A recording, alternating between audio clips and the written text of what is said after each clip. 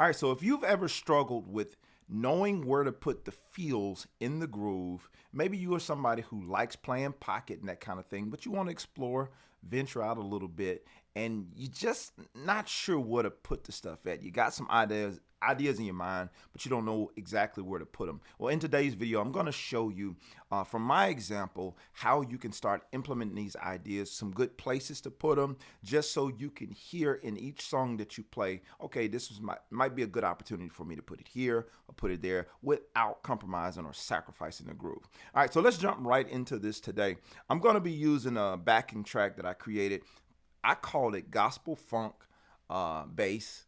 I didn't have a better name, so that's what it is here on YouTube. I will put that link in the description, maybe put it even at the end of this video, so after this video you can go rock out and jam and practice to it your own self. But I'm going to play a couple of things, a few ideas, and just see where we can put some of these things at that fill up the groove without sacrificing the groove. Just finding those moments and filling them in so we could still be expressive while remaining in the pocket, so to speak. All right, so let's jump right in.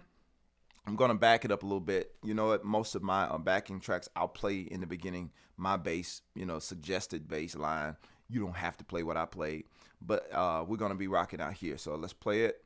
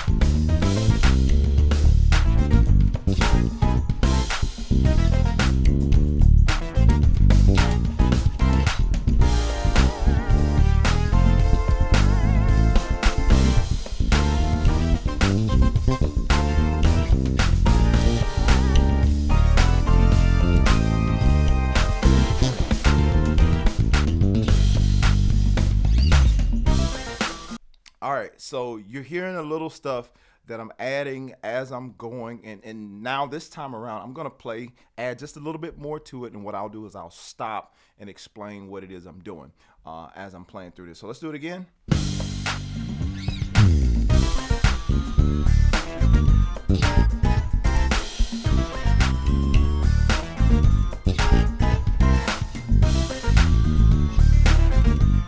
Right there, it was subtle, but it gave me a variation of doing the same line, because all we're doing is we're walking up 1 to the 2, 5, and then we chromatic up, flat 7, back down to that 1, right? 1, 2, 5, 1, 2, 5, 1, 2, 5, 1, right? Instead of going, because I was walking up like that, but instead of doing that, I wanted to go, so walking from the 3 down to the 2. So that's a quick little variation. Let me see if I can stop this light from blinking behind me. It's bothering me.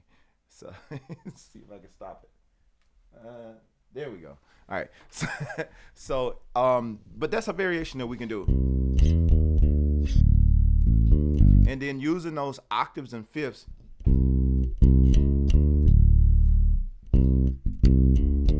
So the feel thing that I'm doing in there is also kind of adding to the groove, adding a little subtle sauce to it.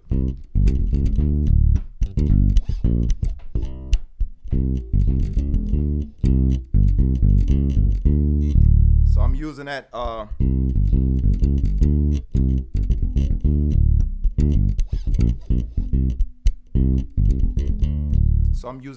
the string above as a to use the ghost notes from it, using an octave. And notice with my fingers, I'm generally doubling up, so it's not going to be. That's the meat and potatoes of what I'm doing. But again, remember the 3 levels of learning. I always get every detail. Because here's what I want to mention. It's not always a feel, so to speak, meaning like a long lick that makes it feel right. Sometimes it's that little subtle stuff that you do. So something like that in the context of the groove could change the whole feel of it. Just to give you something subtle, a variation of what you've been playing. So let's jump in again.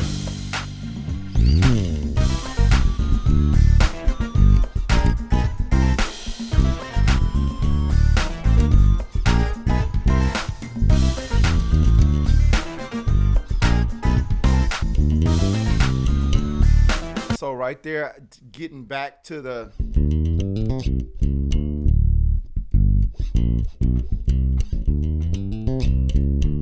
so that's another thing that we could do, just using a regular major blues, like a pentatonic, but we just like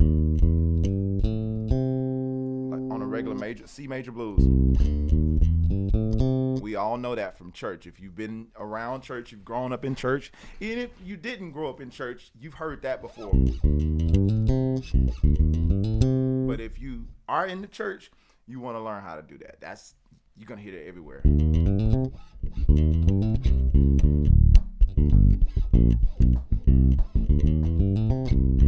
And so what I'm doing is I'm using that to replace my 1. So we're going boom.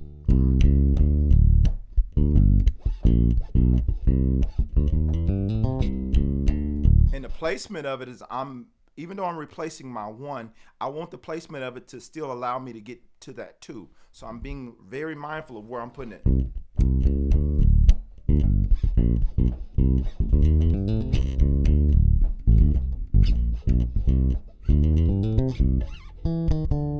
So I can do that as well.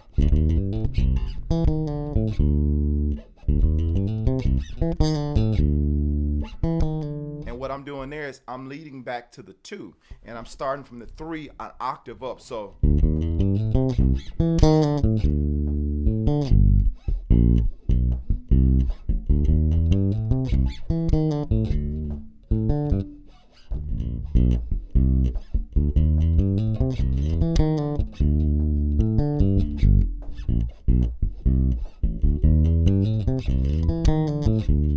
that again, and I'm sliding into that octave 3.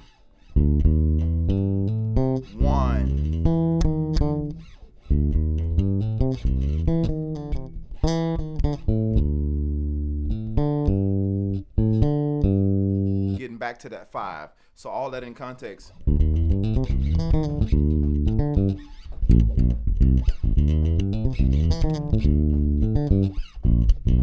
So that right there gives you some sauce to add to it, but it's all in the context of not taking away from that groove. Let's put it in context, see what it feels like.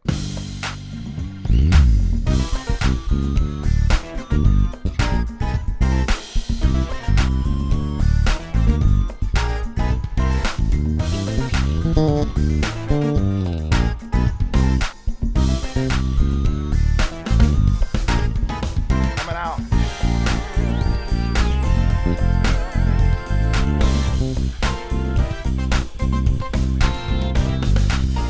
So you heard all of that in context. And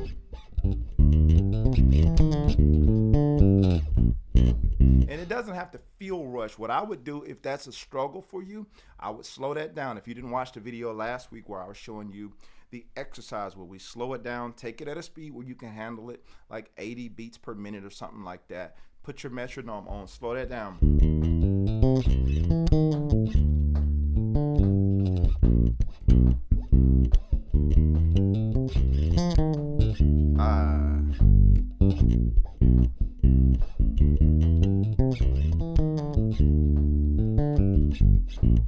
And you can add those octaves and fifths all over the places. So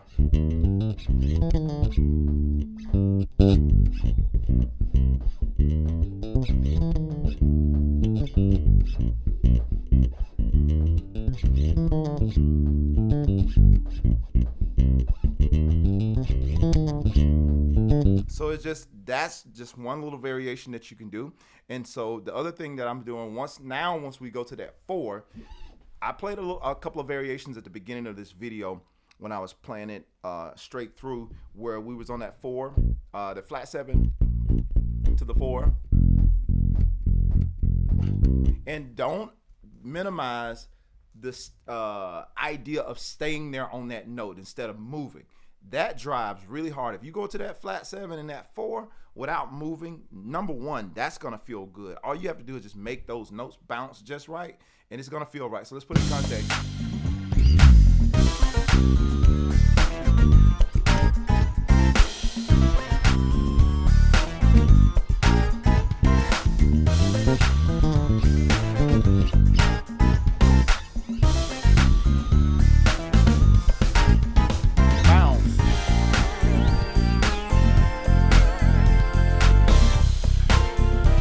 There.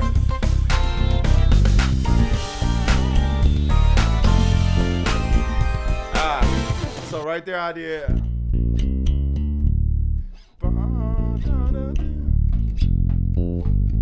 But I led into the 4, so so you can get away with that. So now that makes the groove come together a little better. So that thing's starting to feel right now. So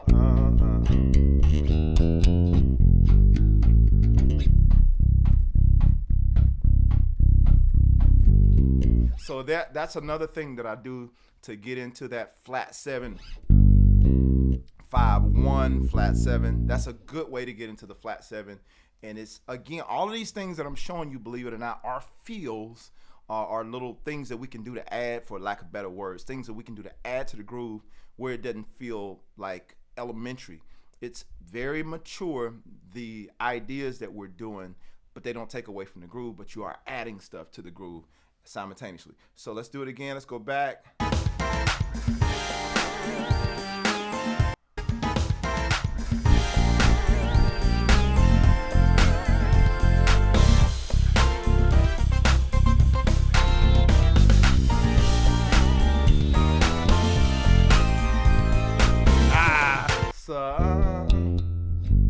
I forgot my walk up from the 5. So let's do it again. I missed it. I can't let that ride.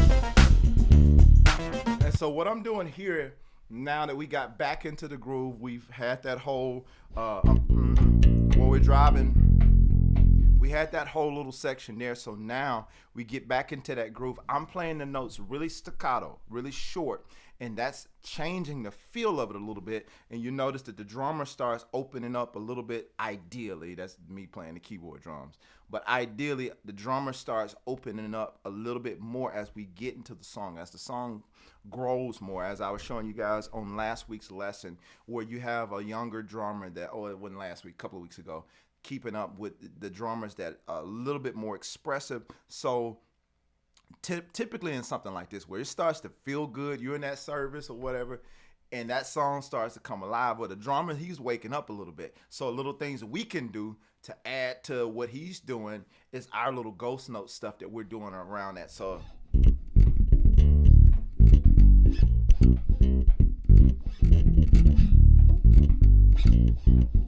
like I'm just doubling up on what I'm doing and making sure the notes feel really short.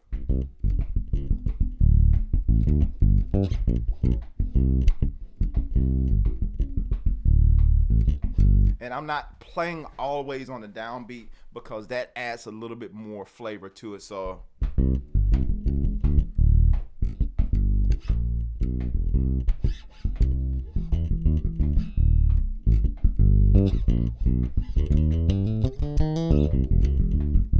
all that little stuff there. So instead of going, I just kept going. And if we want to get real funky with it, we can do that too. So,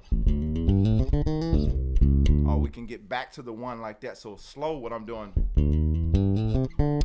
I'm leading into that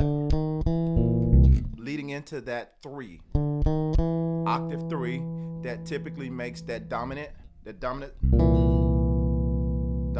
chord. Going back to what we talked about earlier, that major blues, you're already here because how your fingers are landing on everything. All you gotta do is just keep going. Same thing, you're just doing it up an octave. And now it puts you in a position to catch that chord.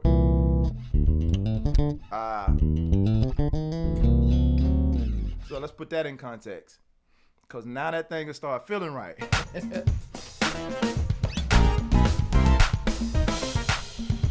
I don't know where I'm at. Let me back up. Let's see.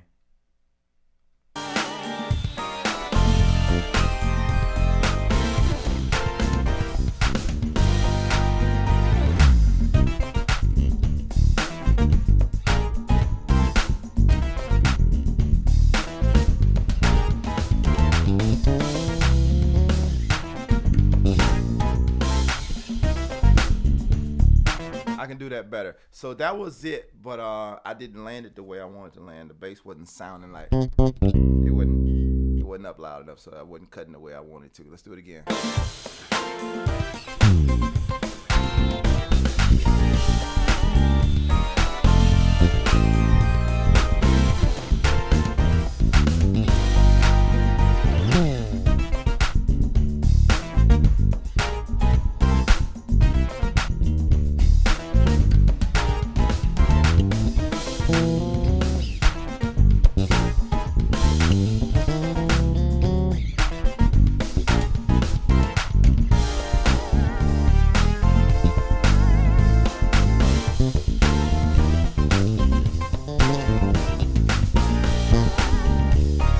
So right there, going back to the where and when that you can do these little lines, I threw a line in right there because there was an opening.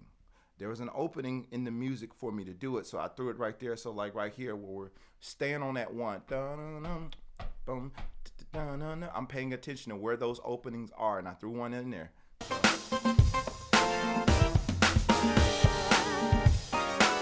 So like when we're staying on that one, there's nothing else happening. And here's the other thing about it. I don't do these riffs or runs or things like that in the opening parts of the song. I would much rather wait until everything has been firmly established. Wait till the groove has been firmly established. Usually I kind of lay out in the first half of the song.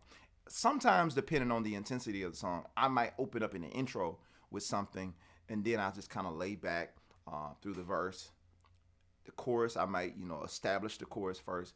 We get into the second verse, I might start opening up a little bit. By the time we get into the second chorus, depending on what's going on around me, because you're always listening to the band members around you, what they're doing, I might hit and, miss here without getting in the way. But by the time we're starting to open up and get deeper into the song, by midways, I'm starting to wake up and I'm coming alive. And I'm paying attention.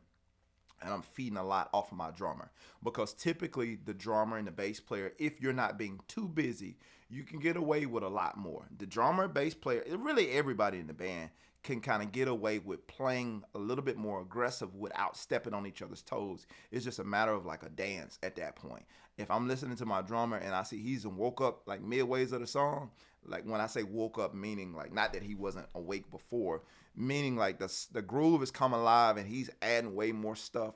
I'm playing around what he's doing, because he's making me think with the different things that he's doing, his accents and that kind of thing. He or she, depending on your drummer. But they're making me think of stuff to play. So going back to what I was talking about a few weeks ago, having a strong rhythmic foundation. If I'm strong rhythmically and I'm hearing the drummer do stuff, now we're midways in the song and the energy is up. I'm playing around with it. So those are the type of things that we're listening for. So those little holes right there where we got we're holding on that one. Boom, Like that's an opportunity for me to put a little something that doesn't kill the groove. So let's go back.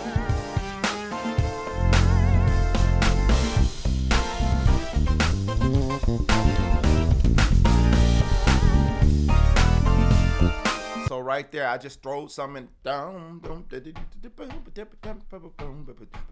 So like it gave me something to do.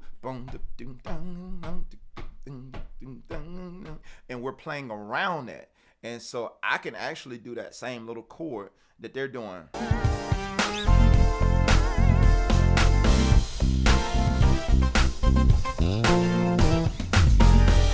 You know, so we can do that as well. So let's do it again.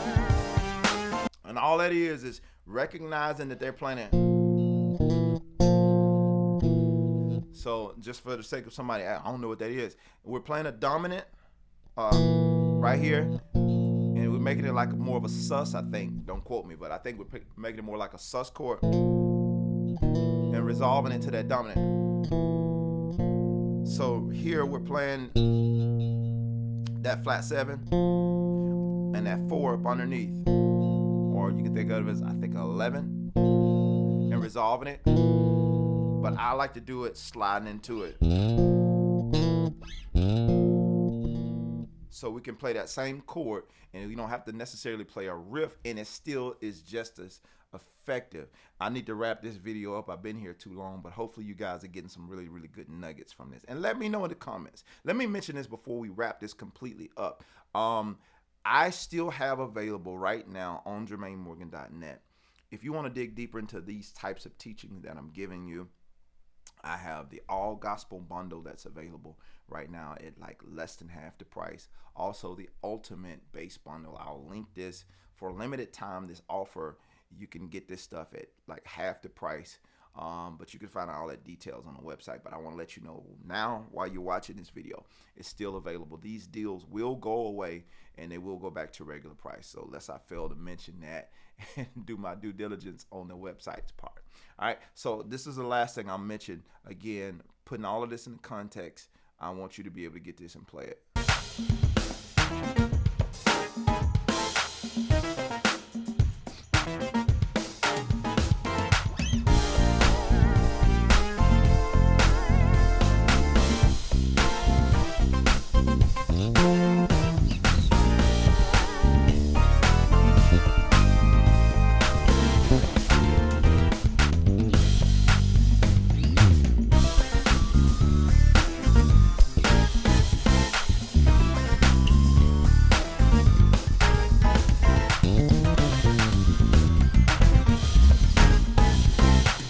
That's it. I'm done. So hopefully you guys have gotten a lot of value from this video, and hopefully you got something that now you know how and where and when to add the feels in the groove. You just simply want to be listening. It all boils down to listen and insert. Don't be scared to try something, and don't be scared to try it in public. You gotta make some mistakes before you figure out what works. If this is something that's new to you, you may have to make some mistakes. I mean, just so you'll know in context, oh, I should have did that, or I shouldn't have did that. Sometimes you won't know until you actually be brave enough to try it and just go for it. And it's gonna make for a lot more fun when you start stretching out. And you'll find that your bandmates actually are waiting for you to do it. If you're not a person that normally comes out, a lot of your bandmates are waiting for you to come out, and then you'll see it like, you know, it's it's kind of, it is what it is as a musician. But when you play something and it's like you finally get over the fear and you start going for it, and then the band is looking at you like, oh, and like it creates a different energy in the room, and now everybody's excited. Everybody wants to play, not overplay, but it just makes for a better playing environment. So I encourage you guys, if you haven't been just trying stuff, start doing it. You know, the pocket, it's relative to me. Every pocket is different, you know, depending on the type of church, the type of environment that you play in. But a lot of times that adds to the energy of the musical experience. I never forget, I've played for a lot of people. This is a little short story that Marvin Sapp had came. I was accompanying him at church one Sunday, And you know, I'm already nervous because this is Marvin. So I'm not his musician. I don't normally play for him, so I'm nervous. Not that I'm scared to play for him, meaning like I don't know where he is, how much he allows, that kind of stuff. The records don't really tell you that. You don't know how a cat is live. And so I played something on the bass. I played some crazy lick on the bass, and he was singing, and he turned around and he looked at me. It wasn't a bad look. It's like it caught his attention. Whatever I did, he stopped singing and turned around and looked at me. So I'm like, okay, all right, cool. So we rock it now. So that gave me that little freedom. All right, now we could go ahead and play. So you just never know how people are going to respond to what it is you do, and the different things that you play. Sometimes you can be holding back some really sweet stuff that could add a lot to the song. So I encourage you guys to go out there, do it, have fun, rock out. And I'm going to see y'all on the next video. Thank you for rocking with me. If you hadn't commented already, leave a comment. Some of y'all be watching, hiding in the shadows. Leave a comment. Let your boy know that y'all out there watching and this information is helpful and you're enjoying the content. I'm enjoying creating it, and I'm looking forward to creating more. I will see you on the next video, though. I'm out. Peace.